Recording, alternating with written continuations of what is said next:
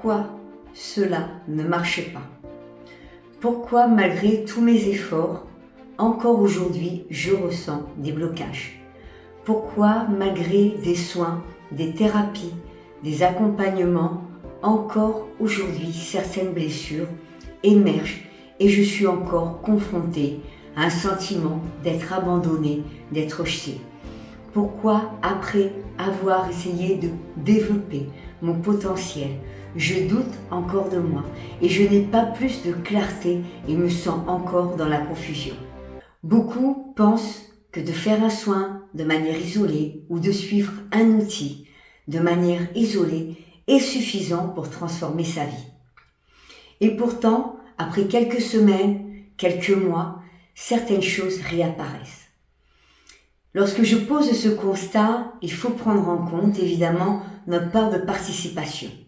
Et cela joue énormément dans notre processus de transformation, de changement, de guérison. J'utilise le mot guérison pour parler de la libération de nos blessures émotionnelles, de nos mémoires, de nos réponses traumatiques, de nos schémas répétitifs. Lorsque je parle de changer sa vie, c'est enfin ancrer ce qui est aligné avec nous-mêmes. C'est enfin nous sentir épanouis. Cela ne va pas nous éviter les épreuves, car la vie contient des épreuves. On dit que c'est bien, que c'est mal, ça c'est une attribution à un regard d'humain, mais la vie n'est pas un long fleuve tranquille. La ligne, elle monte et elle descend, c'est le battement de cœur et c'est normal. Lorsque je parle de transformation, c'est de reprendre confiance alors qu'on n'osait pas parler aux personnes. C'est connaître sa valeur alors qu'on avait tendance à se dénigrer. C'est oser lancer son entreprise alors qu'on se sentait totalement paralysé et incapable de passer à l'action. C'est s'épanouir et prospérer alors qu'on connaissait les difficultés financières. C'est ça que j'apporte aux personnes. J'ai fait le constat. À travers mes activités professionnelles, mon accompagnement, mon rôle de formatrice certifiée. Et évidemment, même à travers le plus grand apprentissage que l'on puisse connaître, la vie, tout simplement, que pour arriver à cette transformation, à ce changement, à ce processus de guérison, il y a des étapes à respecter et certaines erreurs à éviter. Et c'est ça que nous allons voir aujourd'hui. 4 erreurs qui bloquent la guérison et qui bloquent les processus de thérapie, qui fait que cela n'est pas pérenne. Alors, qui suis-je pour aborder ce sujet? Je suis Sonia Jean. Je suis thérapeute et formatrice certifiée. Thérapeute depuis plus de 10 ans. J'ai eu un cabinet de thérapeute, j'ai eu un centre de bien-être où il y avait des formations de thérapie, des méditations, des ateliers spirituels et de développement personnel. Aujourd'hui, je travaille principalement à distance. Je suis aussi auteur d'ouvrages de bien-être et d'oracles. Aujourd'hui, je me suis établie à travers toutes mes compétences, puisque j'ai été formée aussi à la PNL, à l'EFT. Je suis très intéressée par comment fonctionne aussi notre esprit, nos pensées. Donc, je réunis à la fois l'énergétique, le psychique, l'émotionnel et le physique, afin d'apporter quelque chose de complet. Et mon expérience m'a amené à comprendre ce processus d'étapes et de comprendre les erreurs qui bloquent effectivement l'efficacité des soins et un processus de thérapie qui va être pérenne dans le temps et non pas devenir un apaisement temporaire. Dans cette vidéo, je vais vous expliquer comment le travail ne se fait pas en surface, ou en tout cas pourquoi le travail s'effectue en surface au lieu d'aller dans les couches en profondeur. Je vais vous partager ces 4 points qui me paraissent être des erreurs, en tout cas dans l'approche que l'on peut faire. Mais restez jusqu'à la fin, car je vais vous donner un exemple concret qui va vous permettre d'intégrer, vous, dans votre vie, votre processus, quelque chose qui va vous permettre de pouvoir avancer de manière pérenne et concrète. Faisons le constat. Vous avez fait des soins, vous avez suivi des thérapies, vous avez même fait des formations. Et pourtant, aujourd'hui, vous avez du mal à vous ancrer dans ces formations, peut-être même à pratiquer, vous manquez de confiance. Donc peut-être qu'il y a quelque chose qui n'a pas été pris en compte à travers ce souhait d'une reconversion professionnelle ou d'acquérir des outils pour vous-même.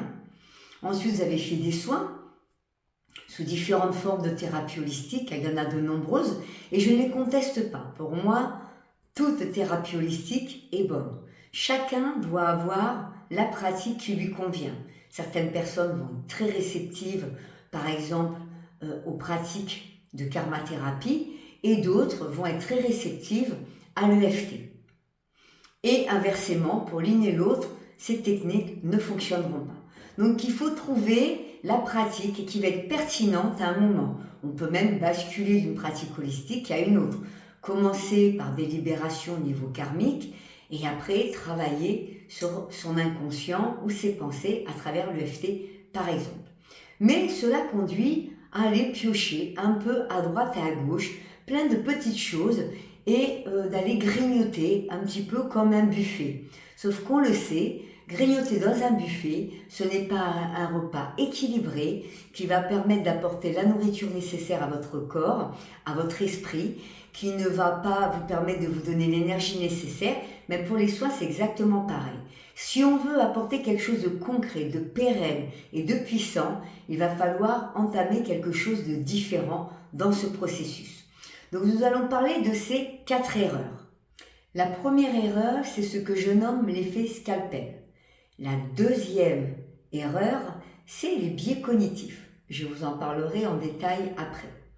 Troisième erreur, c'est la non-personnalisation de l'approche ou du soin. Quatrième, c'est de ne pas avoir les outils concrets à intégrer dans sa vie. Nous allons reprendre depuis le début. Restez avec moi. C'est maintenant que ça commence. Restez attentifs parce que cela va profondément vous aider. L'effet scalpel. Peu le connaissent et pourtant, certains soins sont des soins à effet scalpel. Ils sont intéressants, ils peuvent aider, mais l'apaisement, ou en tout cas les effets, sont temporaires. Prenons par exemple un soin des chakras. C'est un soin à effet scalpel. Qu'est-ce que cela signifie? Le soin des chakras, on vient libérer une conséquence. Lorsqu'un chakra est bloqué, ce n'est pas une blessure, ce n'est pas une mémoire, ce n'est pas un mal, une douleur énergétique, quantique, émotionnelle, psychique en lui-même. C'est une conséquence d'une cause beaucoup plus profonde. Donc, vous pouvez faire par exemple tous les mois un nettoyage des chakras, c'est très bien, ça va vous rééquilibrer, mais vous ne traitez pas le problème en profondeur. Vous restez en surface. Un équilibre énergétique, c'est la même chose. Mais écouter une musique sur YouTube qui vous soigne d'une mémoire karmique, c'est exactement la même chose. Pourquoi? Parce qu'on ne personnalise pas le soin. On le verra dans la 4e partie. C'est aussi un effet scalpel. Ça va vous apaiser parce que vous faites quand même quelque chose de vibratoire, une voix va vous guider, il y a peut-être une fréquence. Ça va vous apporter quelque chose, mais ça sera temporaire parce que vous n'allez pas dans la profondeur. C'est important de le préciser. Ça peut donc apporter quelque chose dans notre processus, mais ça ne sera pas pérenne. Ou alors, il va falloir, comme je vous le disais, que vous fassiez des soins tous les mois. Ce n'est pas le but. Vous n'allez pas faire pendant des mois, des années, des rééquilibrages énergétiques. Prenons l'exemple d'un mal de dents. Vous avez mal aux dents, vous prenez un Doliprane. Imaginez que le mal de dents, c'est la représentation des blocages des chakras. Vous prenez un cachet. Vous n'avez plus mal. C'est le soin qui vient nettoyer les chakras. Mais vous ne soignez pas la cause de votre mal de dents. Vous n'allez pas soigner votre abcès, peut-être, ou votre carie. Vous soignez la conséquence. Donc, quelles sont les problématiques? Déjà d'une, je viens de vous le dire, c'est temporaire. Donc, vous ne pouvez pas guérir une blessure émotionnelle ou guérir une mémoire karmique avec l'effet scalpel. Donc, il y a plusieurs causes qui peuvent faire l'effet scalpel, soit la nature du soin en lui-même, comme un nettoyage des chakras, soit parce que le soin n'est pas personnalisé, soit parce qu'on ne va pas chercher dans les biais cognitifs. C'est comme ça que nous allons basculer, en fin de compte, sur les autres erreurs. Donc, ces soins scalpels ne vont pas en profondeur dans les couches. Ce qu'il faut rappeler, c'est que notre être a plusieurs plans énergétiques. Nous avons un corps émotionnel, nous avons un corps mental qui est notre inconscient, nous avons un corps astral qui va jouer sur toutes les vibrations des impacts énergétiques et émotionnels. Nous avons notre corps physique qui est relié avec le corps éthérique et principalement lié au chakra racine, à la stabilité, à la sécurité, aux peurs, à l'ancrage, au blocage financier, donc à l'abondance. Donc, notre être est comme quelque part une maison avec une multitude de pièces qui représentent différents plans de nous. Et il va falloir aller sur ces différents plans. Par exemple, prenons une blessure d'humiliation, suite à, par exemple, une forme de maltraitance. Vous allez déjà toucher l'émotionnel avec l'humiliation. Peut-être que déjà dans votre famille, il y a eu de la maltraitance. Donc on est sur une mémoire karmique. Il faudra donc agir sur le plan cellulaire. Ensuite, évidemment, il y a le dénigrement. Je vais avoir des croyances comme quoi je suis quelqu'un d'inférieur. Il va donc falloir travailler sur les croyances limitantes, les biais cognitifs que l'on verra tout à l'heure. Il y a aussi une maltraitance, ça vient toucher le corps physique. Donc il va falloir aussi avoir une approche sur les mémoires du corps physique, ce qu'on appelle les mémoires du corps tout simplement. Parce que le corps lui aura mémorisé le geste qui va peut-être créer dans la vie de la personne, l'impossibilité qu'on la touche, des fermetures dans ses relations, qu'elles soient amoureuses, de plus sexuelles, ou alors des problèmes de peau. C'est très connu dans ce genre de problématiques. Donc, comme vous pouvez le voir, différents angles devront être pris en compte. Et si on ne va pas dans ces profondeurs, dans toutes les couches, profondément dans les couches, on est sur l'effet scalpel. Je vais vous donner un exemple d'une personne. J'ai accompagné cette cliente qui souffrait d'un mal de dos. On faisait des soins plutôt du type magnétisme pour pouvoir la soulager. Et en effet, après la séance, elle était soulagée de son mal de dos.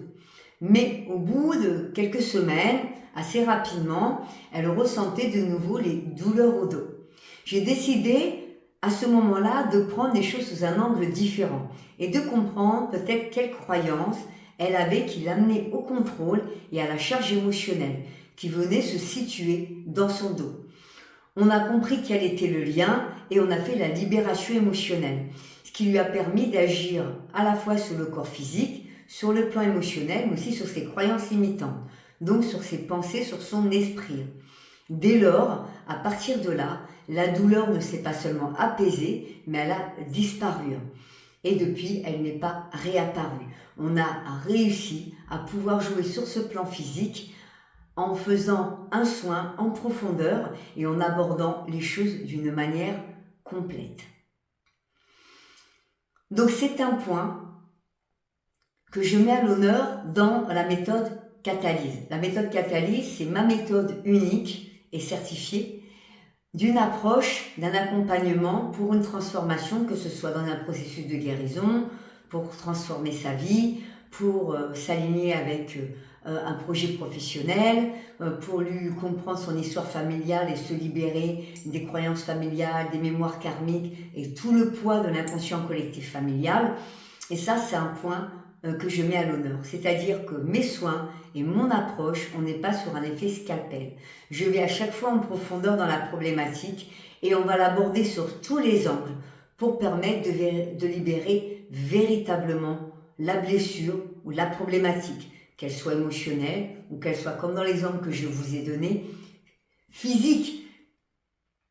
Mais évidemment, si le corps a exprimé cette douleur dans le dos, c'est qu'il y avait sûrement une cause plus profonde qu'il a fallu aller chercher pour ne pas rester sur des séances qui ne faisaient qu'un soulagement temporaire de sa douleur au dos. Donc, attention, parce que cet effet scalpel aussi, il peut avoir une conséquence lorsqu'on va faire un petit soin par-ci et par-là.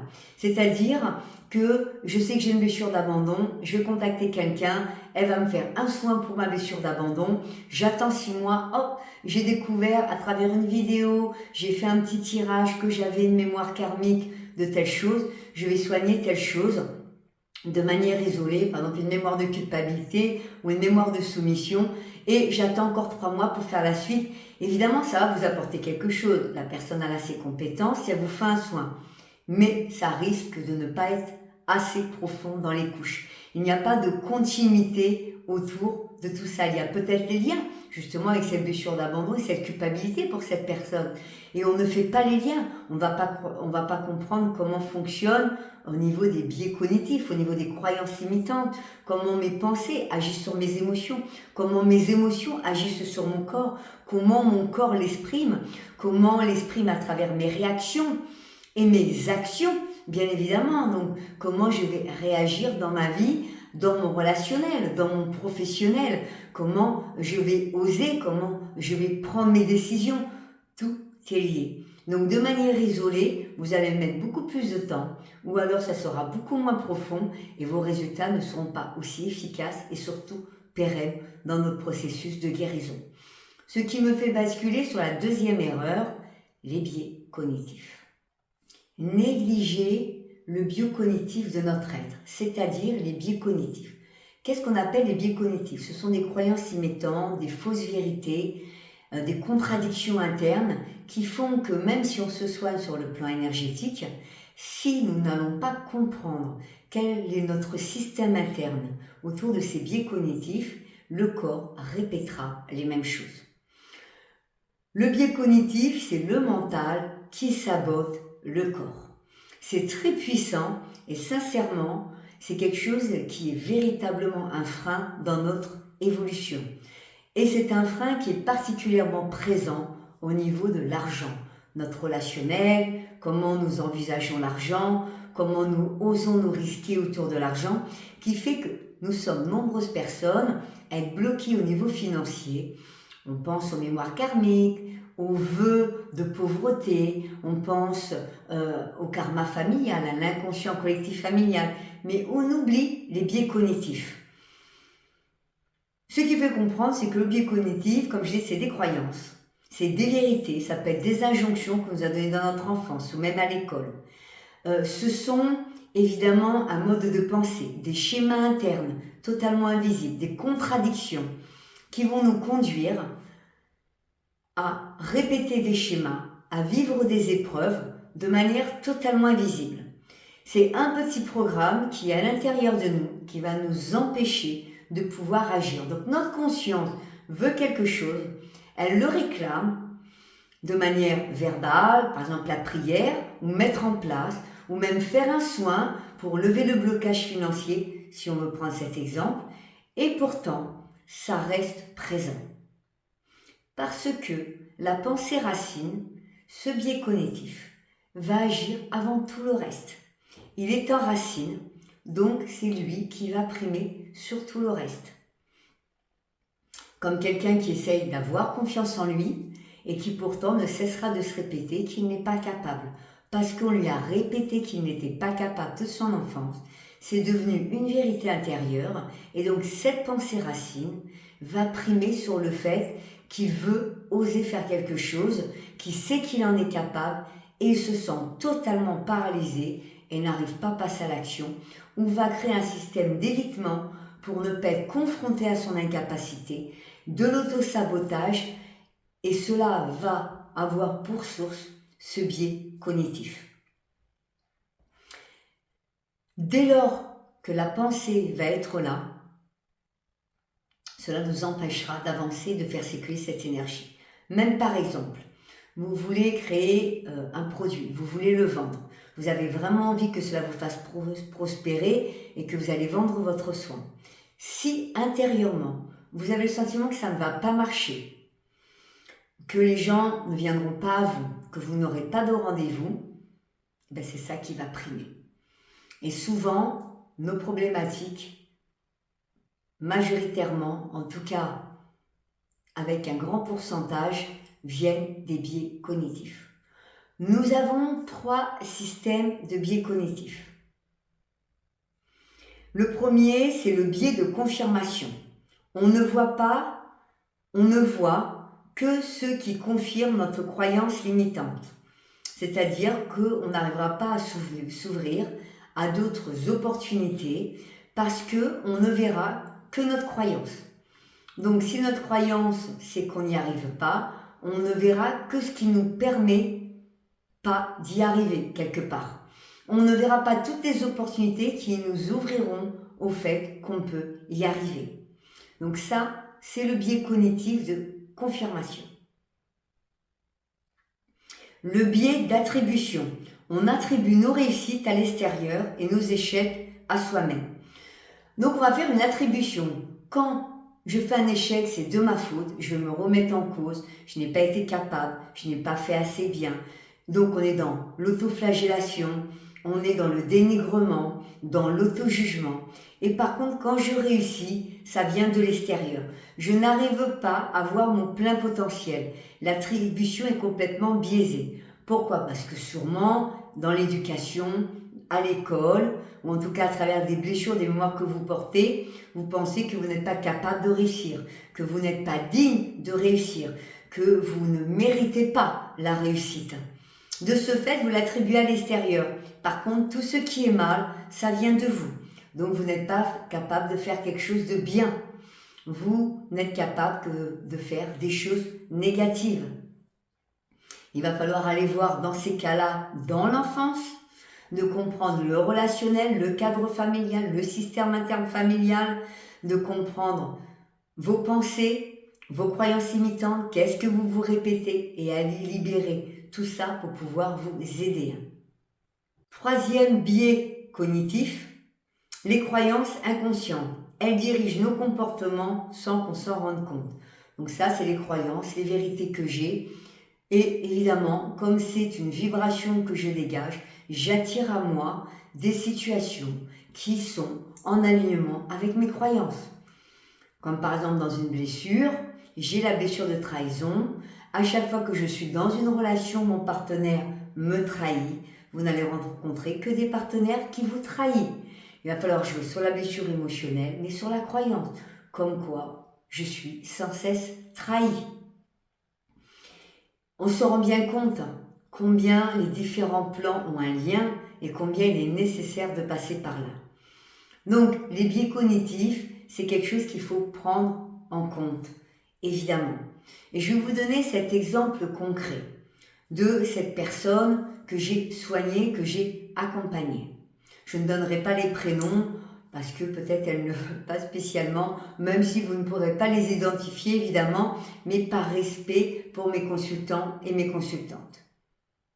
Cette jeune femme est venue à moi car elle manquait de confiance en elle et d'estime.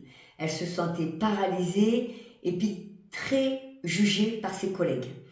Donc, c'était difficile pour elle et pourtant elle avait un poste à responsabilité. Elle est venue me voir parce qu'elle avait évolué dans ce poste. Au début, elle avait un poste qui était avec une valeur importante, mais qui ne lui permettait pas de devoir parler devant ses collègues, d'assister à des réunions ou de préparer des réunions, et donc de prendre la parole. Elle est venue à moi parce qu'elle a eu une promotion et donc a accepté ce poste, sauf que cela l'a terrorisée.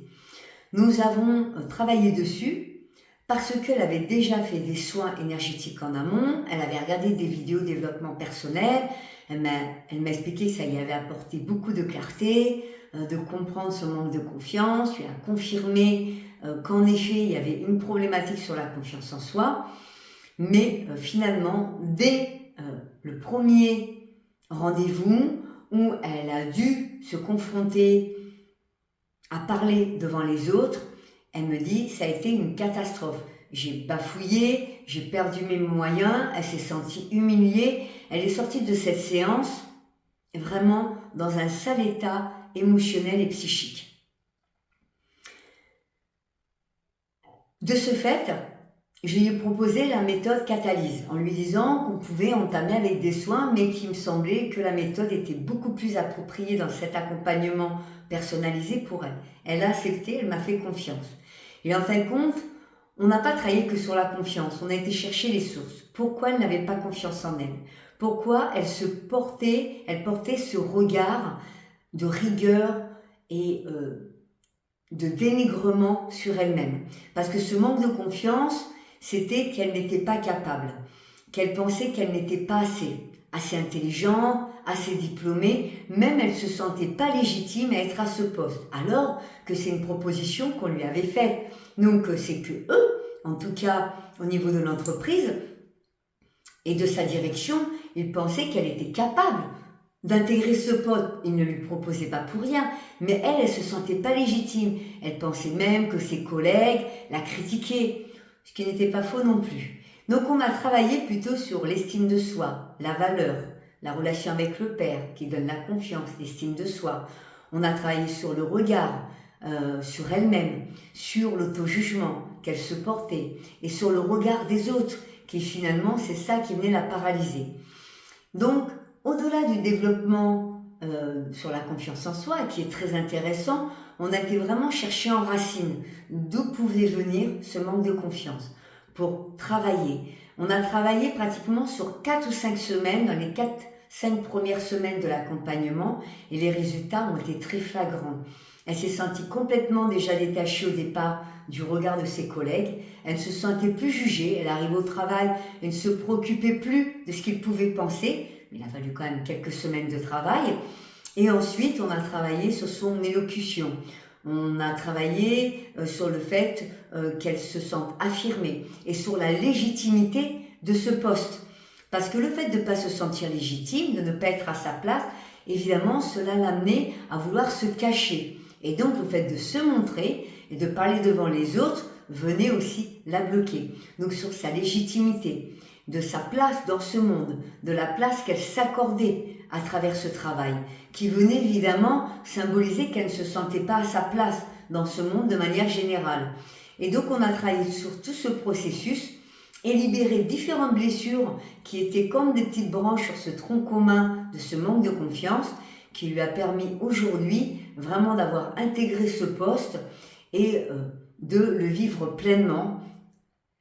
Elle se sent énormément à l'aise, elle peut maintenant faire des réunions, parler à ses collègues. Évidemment, il y a un petit peu de stress au début, mais comme tout le monde, elle se prépare en amont. Mais elle me dit, la différence entre la première réunion que j'ai faite, où je me suis sentie totalement paralysée, paniquée, où elle a bafouillé dans ses termes, et elle me dit, je me sentais jugée et humiliée, alors que peut-être les gens ne l'ont pas jugé ou ne l'ont pas critiqué, en tout cas par rapport à sa prestation. Elle me dit, je me sens totalement à l'aise. Donc, c'est important de prendre cet aspect-là au niveau des biais cognitifs, c'est-à-dire d'avoir travaillé sur son mental, sur ses pensées, sur le regard qu'elle porte, sur son auto-jugement, parce que ça, évidemment, c'est les biais cognitifs pour permettre de véritablement évacuer sa problématique de manque de confiance en elle. À travers cet exemple, je vous montre que je personnalise complètement l'accompagnement. C'est-à-dire que je ne vais pas pour chaque personne donner les mêmes clés, donner les mêmes soins, donner les mêmes outils. Je vais adapter complètement la méthode à travers la problématique ciblée. Et ça, c'est très important, c'est la personnalisation du soin ou de la thérapie. C'est la troisième erreur, ce qu'on appelle le one size fit all, c'est-à-dire le soin énergétique non personnalisé. Je ne prends pas le soin dans toute sa globalité. De ce fait, on ne peut pas aller en profondeur. Personnaliser le soin, c'est vraiment prendre en compte la problématique de la personne. Qu'est-ce que c'est par exemple un soin non personnalisé ? C'est comme je vous l'ai dit aussi, c'est par exemple un soin YouTube. Vous allez écouter un soin YouTube pour libérer une mémoire karmique. Vous allez écouter, on va vous guider. Mais quelle mémoire vous libérez karmique ? Quelle est cette mémoire ? J'ai nombreuses personnes qui viennent me voir en me disant « Sonia, j'ai fait du transgénérationnel ». Je leur dis « D'accord, tu as travaillé quelle lignée ?» Mais je ne sais pas, elle a dit qu'elle avait coupé les liens de la lignée. D'accord. Dans chaque lignée, tu as nettoyé quelle mémoire ? Je ne sais pas. Parce que certains praticiens ne disent pas les mémoires que vous nettoyez, ne ciblent pas les mémoires. Dans chaque lignée, on ne va pas avoir les mêmes mémoires au niveau de l'inconscient collectif familial. Par exemple, dans une lignée, on va avoir des mémoires de culpabilité, on va avoir des mémoires de soumission, des mémoires d'abus, des mémoires de trahison, par exemple. Et dans une autre lignée, on aura plutôt des mémoires d'abandon, un abandon familial, des blocages financiers. Par exemple, quelqu'un qui dilapidait l'argent, qui a créé une mémoire de dépenses immédiate. Donc, automatiquement, c'est important. Pourquoi ? Parce que comment vous pouvez soigner un soin en profondeur si vous ne savez pas ce que vous libérez ?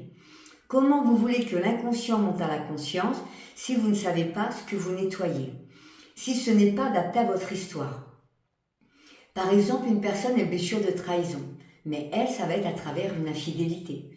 Par exemple, elle a connu des partenaires qui étaient infidèles. Et quand on retourne plus loin, on s'aperçoit que son père a quitté sa maman parce qu'il avait rencontré une autre personne. Donc il y a eu une infidélité. Et que on découvre encore plus loin dans une lecture, ce sont que des exemples que je vous donne. Là, pas que j'ai connu, enfin si que j'ai connu, mais plus pour vous donner une compréhension. On a découvert que le grand-père aussi a été un infidèle. Il va falloir adapter cette blessure de trahison, parce que la vibration, c'est l'infidélité pour son histoire à elle. Alors que par exemple, pour quelqu'un d'autre, la trahison, on va être sur les mensonges. Les personnes me mentent, dans ma famille, il y a des pactes de silence, on ne dit pas ce qui s'est passé, on ment, de la manipulation. Automatiquement, on ne va pas aborder le soin de la même manière. Donc, il est très important pour chaque personne d'apporter un soin personnalisé. Et même en dehors de ma méthode Catalyse, quand je fais cet accompagnement de 12 semaines avec la personne, déjà dans mes soins, la première étape du soin, c'était justement un échange pour pouvoir cibler la ligne de guérison pour la personne et lui permettre vraiment d'adapter un soin, d'adapter le soin correctement pour chaque personne. Je n'ai jamais soigné une personne pareille qu'une autre. Quand on a vécu des mémoires d'abus, il va falloir replonger d'une manière quantique dans l'abus. Chaque abus ou chaque violence n'est pas la même. Elle n'a pas les mêmes impacts au niveau de la personne. Les conséquences ou la réponse traumatique ne vont pas être la même. Pour un abus, une personne, ça va être une addiction. L'autre, ça va être une dissociation du corps et de l'esprit. Pour une autre personne, ça va être peut-être, par exemple, des troubles alimentaires. Je parle de choses assez graves. Donc, il va falloir absolument. Donc, de faire ce genre de soins ou de faire des soins à des personnes qui vous libèrent d'une blessure, sans personnaliser, sans aller chercher la cause, sans comprendre quel est le lien entre ce que vous vivez, ce qui a été vécu, quand ça a été cristallisé, mémoire, blessure émotionnelle, traumatisme, peu importe, cela ne peut pas être efficace. Donc ça, c'est quelque chose que je prends en compte dans mes soins individuels, bien évidemment, mais aussi et principalement dans la méthode Catalyse. C'est-à-dire que c'est une étape, c'est ce que j'appelle le processus de thérapie. C'est-à-dire que je vais établir déjà un bilan à la personne. Première séance, c'est le pilier. On va voir toutes les problématiques. Moi, je vais faire tous les loins. Telle blessure, ça rejoint ça. Là, c'est pour le père. Là, c'est la mère. Là, c'est telle lignée. Là, par contre, il y a ça. Autour de cet événement, telle blessure, telle mémoire. Et après, quand je vais la voir, je vais faire un bilan. Au niveau émotionnel, au niveau énergétique, au niveau quantique. Comment on va aborder les choses sur cette premier axe, sur le deuxième axe. Par exemple, si c'est un bilan émotionnel, on va d'abord commencer par telle blessure avec la mère. Ensuite, on va faire telle blessure, reliance avec le père. Tout doit être décortiqué. C'est très important. Et pour moi, des fois, je pense que c'est la problématique d'une thérapie. On va aligner des soins sans faire le lien et en fait compte sans avoir une compréhension. Que moi, je ne fais pas que ça. Je relie aussi les biais cognitifs, évidemment. Je relie pour travailler dans les couches. Et je relie avec aussi, on va en parler tout à l'heure, des outils et un plan d'action. Donc, c'est important de prendre ça en compte. Pourquoi je vous parle des soins non personnalisés ? Parce que je rencontre beaucoup de personnes qui des fois me contactent, on discute un peu, ou même dans mes coachings privés, lorsqu'elles veulent prendre justement la méthode Catalyse, ou même pour les personnes qui veulent prendre la certification EMK, donc une formation certifiée pour devenir thérapeute holistique, me disent qu'elles se sont soignées. Par exemple, quand je leur demande quel processus elles ont fait, parce qu'elles me disent: Sonia, cela fait 3-4 ans que je me soigne et pourtant je me sens bloquée, je n'ai plus de clarté, j'arrive à une période de ma vie, je n'avance plus.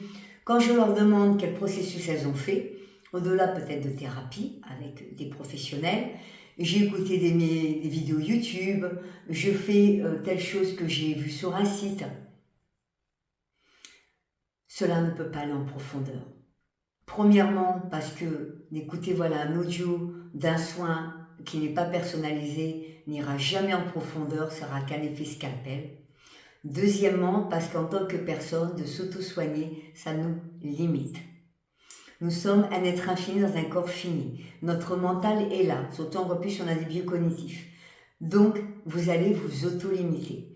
Une personne, un professionnel, aura toujours un regard plus profond et vous permettra, elle pourra aller plus loin que vous ne pourrez aller. Et c'est normal. Même moi, en tant que thérapeute, sur certains plans, je vais voir de bons thérapeutes qui vont m'accompagner. Et ça me paraît normal et nécessaire dans un processus, si on veut évoluer. Là, moi, je sais que je veux évoluer sur d'autres plans, pas au niveau de mes blessures et de mes mémoires, parce que je pense que je suis à un éveil assez évolué, mais sur d'autres plans, je fais appel à des professionnels parce que j'ai travaillé sur moi, travaillé à des vidéos, j'ai fait un suivi, mais je sais que j'arrive à un stade où là, j'ai besoin de professionnels pour aller plus loin. C'est important de prendre en compte cela. Et c'est ce qui s'est passé pour cette personne qui m'avait contactée, qui me disait que depuis 2 ans, elle travaillait seule. Et c'est vrai qu'elle s'apercevait qu'elle était très limitée, qu'elle avait avancé, mais que depuis un moment, elle stagnait. Et donc, on a commencé ce processus de thérapie ensemble pour lui permettre vraiment d'aller plus loin. Et en avançant, on s'aperçoit dès la 2e semaine qu'en fin de compte, elle a vraiment des croyances limitantes, qu'elle est dans un syndrome du sauveur, qu'elle n'arrive pas véritablement à trouver sa voie, qu'elle sait qu'elle veut se lancer dans l'énergétique et ne plus faire le travail, mais qu'elle ne se sent pas légitime. Et elle m'a dit, à la 3e semaine lors du coaching, je ne m'étais pas aperçue combien j'avais des blocages internes, que je me cachais, que je me voilais, et qu'elle comprenait maintenant pourquoi, malgré ce qu'elle faisait, elle se sentait totalement bloquée et qu'elle a eu cet appel de venir à moi pour faire cet accompagnement catalyse. Et que de travailler seule, on arrivait à voir certaines choses, mais que tout était en surface. Et dès lors que j'ai été chercher avec elle, à travers des exercices, des prises de conscience, je l'ai fait en méditation et en pleine conscience, aller à l'intérieur, voir ce qu'elle ressent, elle a pris conscience à ce moment-là de tout ce qu'elle cachait en profondeur, qu'elle n'avait absolument pas vu et qu'il était vraiment nécessaire, donc cet accompagnement, et elle envoyait là toutes les raisons, toutes les motivations, et comme quoi qu'elle-même, elle ne pouvait pas aller jusqu'à ce stade, et qu'il a fallu mon intervention pour pouvoir aller plus loin dans son processus de transformation et de guérison.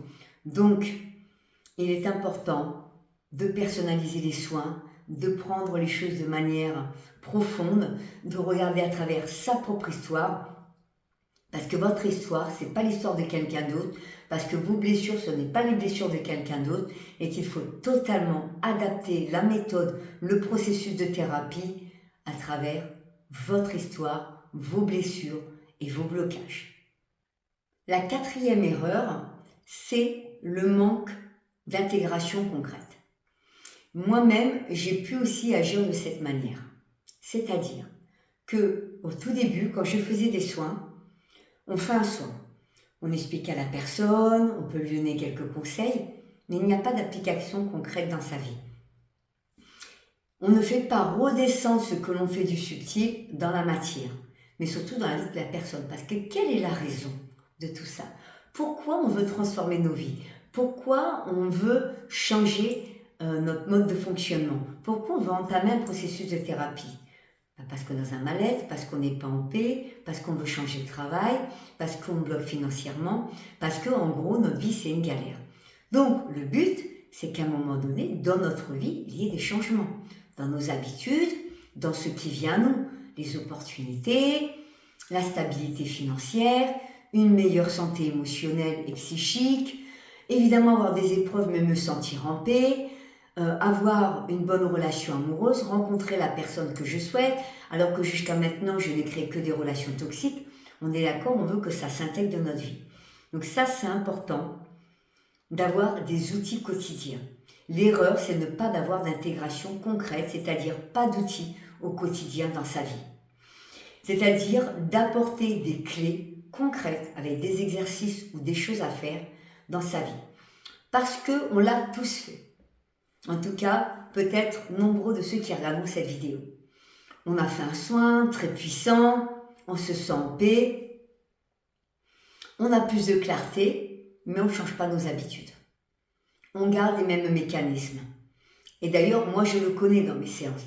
Des personnes qui me disent « j'ai conscience que j'ai cette blessure, j'ai travaillé dessus, mais pourtant je n'arrive pas à l'intégrer dans ma vie. Je n'arrive pas à mettre ça en place. » Certaines personnes au niveau professionnel sur lesquelles on travaille avec la méthode Catalyse, elle dit, elle est en pleine reconversion, elle a quitté son travail, elle me dit, j'ai toutes les informations, je sais exactement ce que je dois faire. D'accord. Mais je n'arrive pas à passer à l'action. Parce qu'on ne fait pas redescendre tout ce que l'on va travailler au niveau émotionnel, psychique, énergétique, quantique, physique, pourquoi pas. On ne le fait pas redescendre dans la vie. Il faut que nous, après, il y ait un changement. C'est aussi la part de participation de la personne à travers son processus de thérapie. Mais il faut l'accompagner. Je me souviens dans mes premiers, moi-même, je me confie à vous, mes premiers guides me disaient « il faut que tu fasses ça ». D'accord. Mais je rentrais à la maison, je me souviens très clairement, j'ai vraiment de manière très précise ce souvenir, où j'ai éclaté en sanglots en rentrant dans l'appartement. Parce que je ne savais pas ce que je devais faire. Il me demandait de faire quelque chose et je ne savais pas ce que je devais faire. Et donc, je regardais ça avec quelque chose de tellement presque injuste parce qu'il y avait quelque chose à faire pour m'aider à accompagner, mais je n'avais pas les outils. Et longtemps dans les soins, je me suis aperçue que des personnes voulaient ces outils. Des Sonia, qu'est-ce que je peux faire au quotidien? Comment je peux mettre ça en place? Comment je peux accompagner le soin? Mais sauf que ma séance, c'était un soin. Donc, je donnais quelques conseils, mais pas des outils concrets. Et je me suis dit, il va falloir l'intégrer. Mais au lieu de l'intégrer dans mes séances personnalisées, je me suis aperçue que les outils n'étaient pas suffisants, qu'il fallait aussi travailler sur les croyances, les biais cognitifs, qu'il fallait personnaliser le soin et qu'il fallait aller en profondeur. Et c'est comme ça qu'est venue ma méthode, en me disant, il y a des étapes à respecter. Et donc, cette étape des outils, d'avoir des outils pratiques, des choses que l'on va mettre en place à la maison, qu'on va mettre en place pour le travail. Réfléchir, des prises de conscience. J'ai cet exemple de cette personne, justement, qui a cette idée professionnelle, mais elle se sent perdue. Par où commencer? Elle ne sait pas. Donc d'abord, on a élucidé quelles étaient ses croyances. Peur du regard des autres, peur de passer à l'action, peur d'être jugé, peur de ne pas être capable.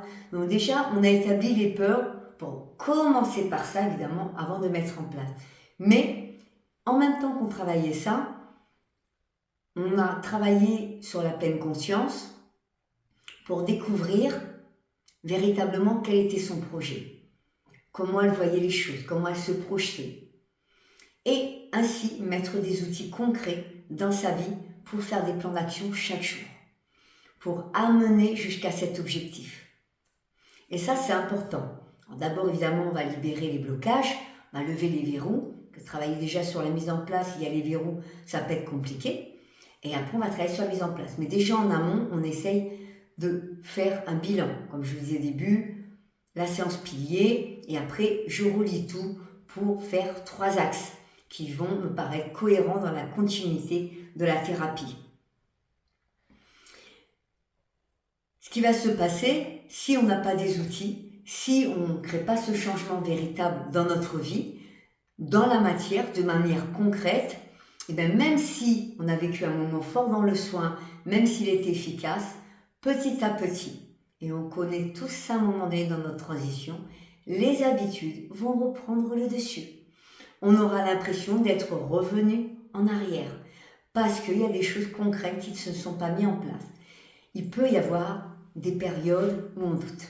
Même si on a avancé dans la thérapie, il peut y avoir des moments où on a des doutes. On peut avoir des moments où des choses reviennent. C'est normal, parce qu'on est aussi humain, on est émotionnel et on fait du mieux qu'on peut. C'est important. Mais après, dès lors que ça commence à se réinstaller, là par contre, ce n'est pas bon signe. Ça veut dire qu'on a manqué d'intégration concrète et d'outils concrets pour accompagner la thérapie et la guérison. Ces 4 erreurs, elles sont importantes et on peut y pallier et c'est ce que je fais à travers ma méthode Catalyse. C'est pour ça que j'ai créé cette méthode. J'ai fait ce constat au fur et à mesure de mon expérience, des besoins qu'avaient les gens, des retours que j'avais des personnes, de ce qu'ils me demandaient. Et j'avais déjà fait des accompagnements sur 8 à 10 semaines, mais de manière isolée, soit on faisait le potentiel, soit on faisait le professionnel, soit on faisait la guérison. Je me suis dit non, c'est pas comme ça qu'il faut faire. Il faut faire une technique, aller cibler les points principaux de la thérapie, profonde, et selon la personne, on va adapter ces 5 méthodes pour chaque problématique.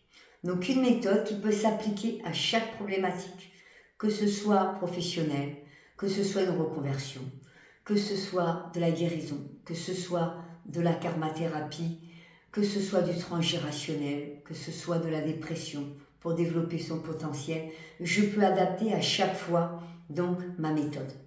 Ma méthode, c'est 5 étapes principales. Première étape principale, c'est donc l'activation cognitive. On en a parlé, lever les pieds. Deuxième étape, processus de thérapie. Là, on va élucider les techniques en profondeur qui vont pouvoir aider. Troisièmement, confiance renforcée. On va travailler sur la confiance, la valeur, la légitimité, l'amour de soi pour revaloriser et réancrer la personne dans sa lumière. Quatrième, c'est les plans d'action. Donc là, qu'est-ce qu'on va mettre en place? Ça va être ma mission, quelle est l'action que je dois mettre en place, pourquoi je suis ici. On va être véritablement dans la réalisation. Et cinquième, c'est les outils pratiques que je vais accompagner tout au long du process pour aider la personne à vraiment l'intégrer de manière concrète dans sa vie. Cette méthode, pour moi, c'est la méthode. La méthode qu'il faut pour pouvoir s'accompagner, pour pouvoir s'aider véritablement. Et c'est une méthode sur 12 semaines parce que pour moi, mois par mois, ce n'est pas possible. Il faut vraiment qu'il y ait une véritable immersion pour voir une progression concrète. D'ailleurs, là, je fais le constat par rapport à mes accompagnements d'avant et la méthode Catalyse qui est déjà en place aujourd'hui. Et les progressions ne sont pas du tout les mêmes. Les progressions sont beaucoup plus hautes. Par contre, elles ont un effet moins immédiat, mais l'effet immédiat est un effet scalpel. Et par contre, dès lors que l'effet commence à prendre, il est vraiment beaucoup plus en profondeur. Vous pouvez le voir sur ce schéma. Donc c'est important de le prendre en compte et de se dire que oui, c'est 12 semaines, c'est très intensif, ça paraît court, mais il y aura toutes les étapes essentielles pour pouvoir véritablement entamer une guérison profonde, une transformation de sa vie concrète et pérenne pour son bien-être, pour un mieux-être, pour enfin vous aligner avec vos véritables aspirations, avec vos rêves et votre mission. Comme promis, nous allons faire un petit exercice. C'est ce genre d'exercice que je peux faire, pas seulement, il y en a plein, nombreuses manières de pouvoir aborder, puis évidemment je vais adapter par rapport à la personne, les besoins. Mais là, on va faire quelque chose qui peut être accessible à tout le monde. Donc on va essayer d'identifier une de vos croyances limitantes à travers une situation. Donc vous allez vous mettre décontracté, vous allez vous relâcher, faire quelques respirations, donc vous pouvez mettre pause, vous installer confortablement dans le canapé, dans un fauteuil, vous pouvez le mettre sur votre bureau parce qu'il faut rester en conscience, ne vous allongez pas, on ne fait pas une méditation, c'est vraiment quelque chose en conscience, un exercice que nous allons faire ensemble. D'accord? Installez-vous. Maintenant, je vous invite à fermer les yeux. Au moment où vous allez fermer les yeux, on va quand même faire une grande respiration. On inspire profondément avec le ventre et on expire avec la bouche. Donc vraiment, vous relâchez complètement. Encore une fois, on inspire avec le ventre et on relâche avec la bouche. Vous relâchez vos épaules, vous relâchez votre front, vous vous relâchez totalement.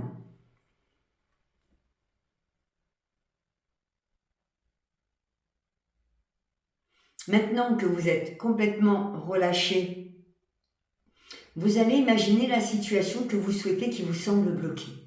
Une situation sur laquelle vous aimeriez peut-être faire quelque chose, oser faire quelque chose, découvrir quelque chose, créer quelque chose, et vous imaginez cette situation.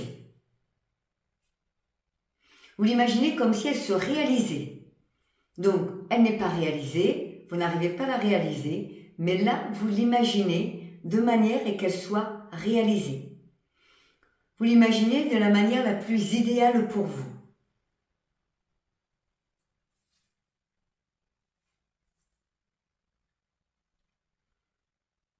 Maintenant que vous allez l'imaginer, vous allez retenir la première pensée qui vous vient, la première phrase, une croyance que vous pensez en vous disant que vous pouvez réussir cette situation. Que cette situation, elle peut se réaliser. Quel est le blocage dans vos pensées, dans une croyance qui émerge en vous?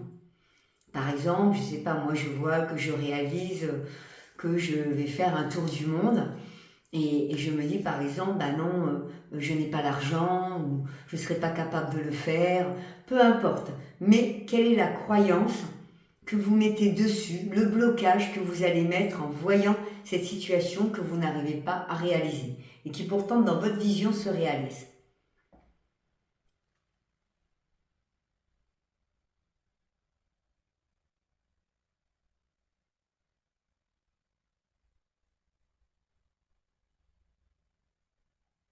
Maintenant que vous avez retenu cette croyance, vous allez mettre une petite routine en place.